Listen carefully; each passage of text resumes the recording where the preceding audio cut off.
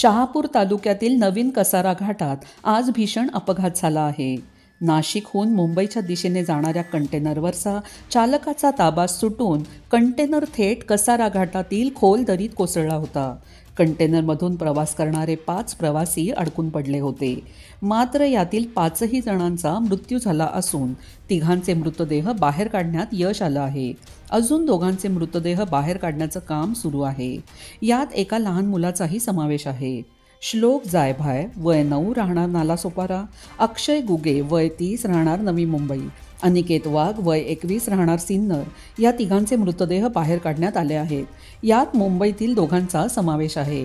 घटनास्थळावरून मिळालेल्या माहितीनुसार नवीन कसारा घाटातील बलगर पॉईंटजवळ हा भीषण अपघात झाला होता. कंटेनर 5 प्रवाशांना घेऊन नाशिकहून मुंबईच्या दिशेने जात होता. दरम्यान कंटेनर शहापूर तालुक्यातील कसारा घाटात आला होता. या ठिकाणी घाट रस्त्याला मोठा उतार आहे. त्यामुळे अंदाज न आल्यामुळे चालकाचा कंटेनरवरचा ताबा सुटला आणि कंटेनर थेट खोल दरीत कोसळला. यात कंटेनरमधील 5ही जणांचा मृत्यू झाला आहे. यात मुंबईतील 2घांचा समावेश असून एका 9 वर्षाच्या मुलाचाही मृत्यू झाला आहे.